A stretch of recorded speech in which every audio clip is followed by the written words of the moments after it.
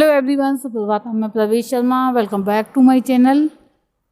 आज हम देख रहे हैं माइक्रो टीचिंग यानी कि सूक्ष्म शिक्षण। तो सबसे पहले पॉइंट में हम देखेंगे सूक्ष्म शिक्षण की मूलभूत मान्यताएं।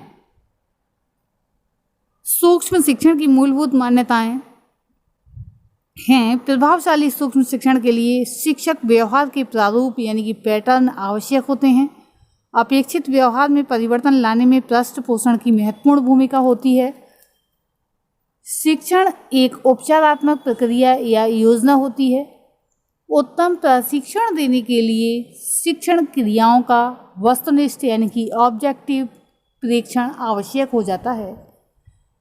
शिक्षक में सुधार लाने के लिए समुचित अवसर दिए जाने चाहिए। व्यक्तिगत क्षमताओं का विकास करके शिक्षण प्रक्रिया को उन्नत बनाया जा सकता है। यहाँ व्यक्तिगत क्षमताओं से तात्पर्य ये है कि किस अध्यापक की किस कार्य में अधिक रुचि है, किस तरह से रुचियों को जागृत किया जाए, कितनी क्षमताएं हैं उसके अंदर। ये इन सब बातों को ध्यान में रखते हुए और इसको शिक्षण प्रक्रिया को उन्नत बनाया जा सकता है। सूक्ष्म शिक्षण का एक अति लघु यानी कि छोटा एवं सरलीकृत रूप होता है। इसी के साथ अब हम देखेंगे सूक्ष्म शिक्षण के सिद्धांत। एलन तथा रियोन 1968 ने सूक्ष्म शिक्षण के 5 मूलभूत सिद्धांतों का वर्णन किया है। वे इस प्रकार से हैं, जिसमें पहला सिद्धांत है सूक्ष्म शिक्षण वास्तविक शिक्षण है। दूसरा सिद्धांत है इस प्रकार के शिक्षण में साधारण कक्षा शिक्षण की जटिलताओं को कम कर दिया जाता है।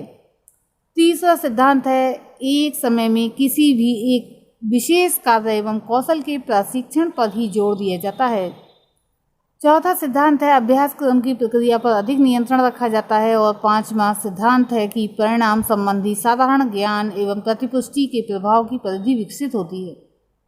अब इसी के साथ देखेंगे सूक्ष्म शिक्षण व्यवस्था शैक्षिक प्रक्रिया, micro teaching and educational process.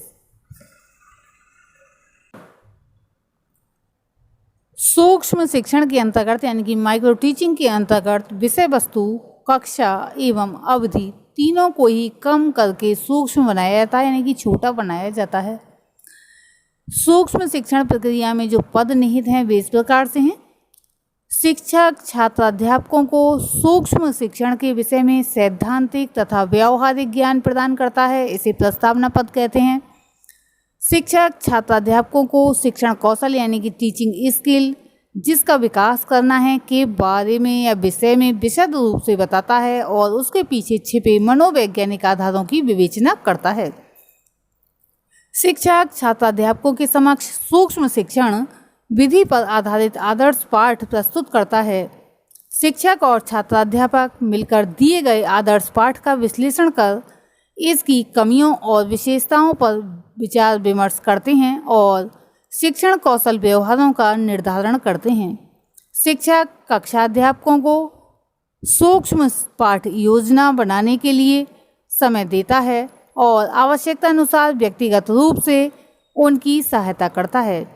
कक्षाध्यापक निर्देशानुसार 5 से 15 मिनट तक सूक्ष्म पाठ पढ़ाता है। इस पाठ की रिकॉर्डिंग टेप रिकॉर्डर के माध्यम से की जाती है, इसे शिक्षण पद कहा जाता है। कक्षाध्यापक सूक्ष्म पाठ पढ़ाने यानी जो छोटा पाठ होता है माइक्रो लेसन पढ़ाने के पश्चात शिक्षक के साथ अपने पढ़ाए गए पाठ पर विस्तृत रूप से चर्चा करता है। इस समय छात्र अध्यापक यानी कि पपल टीचर की अध्ययन कौशल की कमियों, अच्छाइयों, अच्छे और बुरे दोनों प्रकार के बिंदुओं पर वार्तालाप किया जाता है और छात्र अध्यापक को पाठ पुनः निर्माण के लिए सुझाव दिए जाते हैं।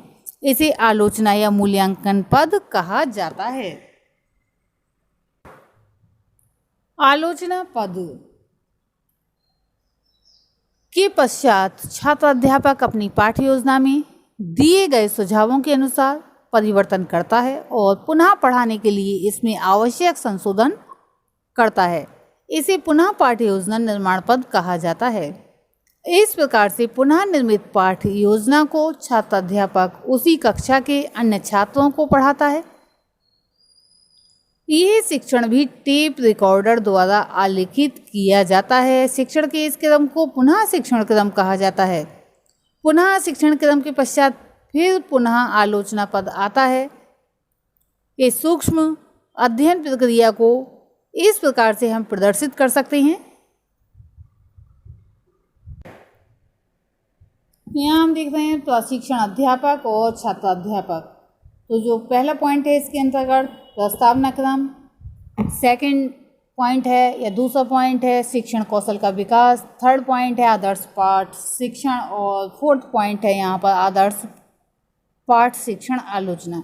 अब उसी के साथ हम चले जाते हैं दूसरी साइड, यहाँ छात्राध्यापक लिखा हुआ है यानी कि पपिल टीचर लिखा हुआ है।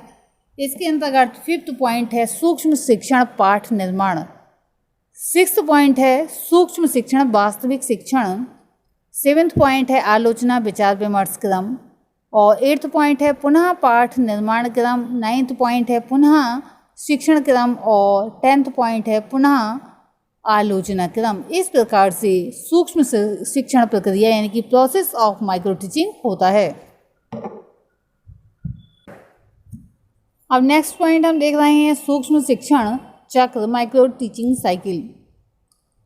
इस विवेचित प्रक्रिया, ये जो विवेचित प्रक्रिया भी बताई गई थी वह तब तक चलती रहती है जब तक कि पपिल टीचर शिक्षण कौशल विशेष में निपुणता यानी कि मास्टरी प्राप्त न कर ले।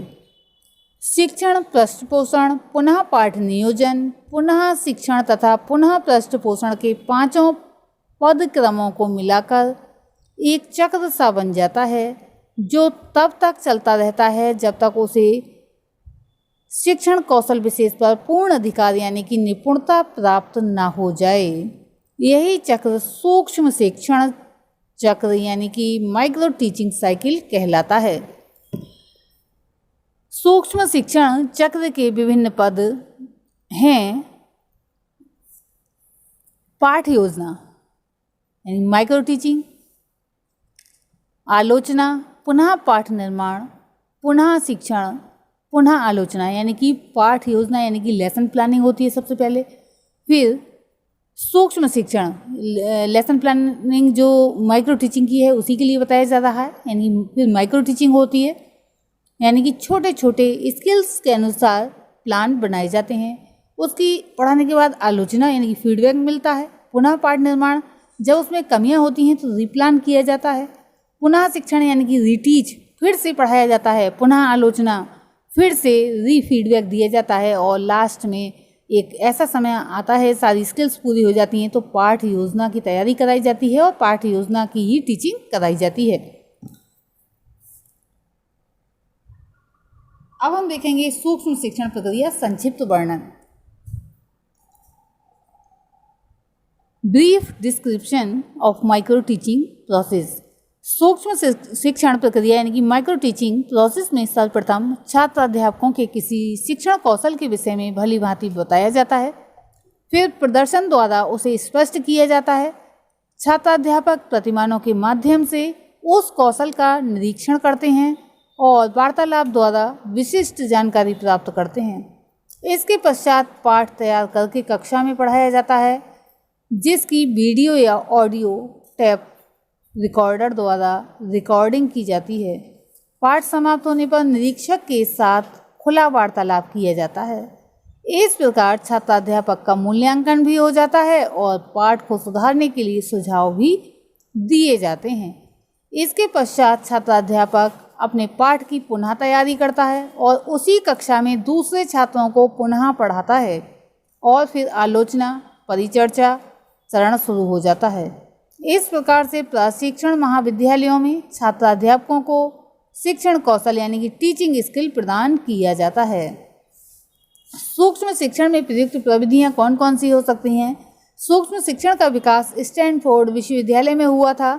वहां पर जिस विधि का प्रयोग हुआ वे इस प्रकार से थी। शिक्षण चरण 5 मिनट का होता है, मूल्यांकन चरण 10 मिनट, पुनः पाठ निर्माण चरण 15 मिनट, पुनः शिक्षण चरण 5 मिनट और पुनः मूल्यांकन चरण 10 मिनट का होता है, यानी कि कुल समय इसका 45 मिनट होता है। फिर से एक बार बता देती हूँ, शिक्षण चरण 5 मिनट, मूल्यांकन यानी कि इवैल्यूएशन चरण या स्टेप 10 मिनट और रीप्लान 15 मिनट, पुनः शिक्षण चरण यानी कि रीटीच 5 मिनट, पुनः मूल्यांकन चरण 10 मिनट। कुल समय हो गया 45 मिनट। ओलेस्टर विश्वविद्यालय में जिस प्रविधि का प्रयोग किया गया वह इस प्रकार से है। क्या क्या टाइम लिया गया ये भी मैं बताती हूँ। शिक्षण चरण ये इसमें होता है 15 मिनट का, मूल्यांकन 7 मिनट, पुनः पाठ निर्माण 8 मिनट, पुनः शिक्षण 15 मिनट, पुनः मूल्यांकन 15 मिनट। कुल इसमें 60 मिनट का समय रहता है।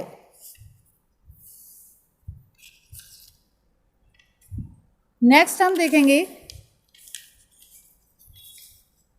DAV कॉलेज देहरादून के कई प्रयोगों के पश्चात मिश्रा, गोस्वामी तथा कुलश्रेष्ठ ने अपनाई और इसे अधिक उपाधेय पाया, क्योंकि जो रिसर्चर थे उन्होंने बार बार रिसर्च किया कि कौन सी विधि ज़्यादा उपयोगी है।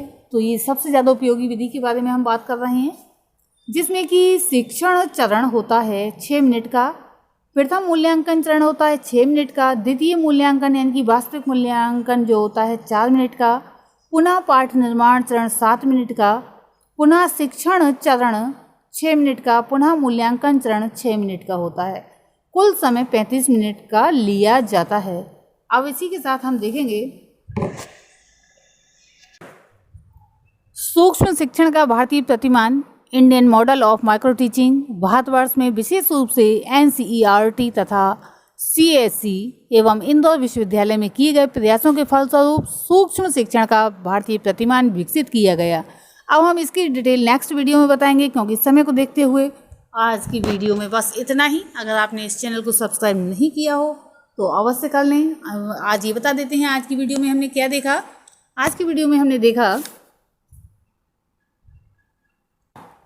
सूक्ष्म शिक्षण की मूलभूत मान्यताएं, सूक्ष्म शिक्षण के सिद्धांत, सूक्ष्म शिक्षण व्यवस्था, शैक्षिक व्यवस्था तथा सूक्ष्म शिक्षण चरण, और देखा हमने सूक्ष्म शिक्षण प्रक्रिया संक्षिप्त वर्णन। आज के लिए इतना ही। धन्यवाद।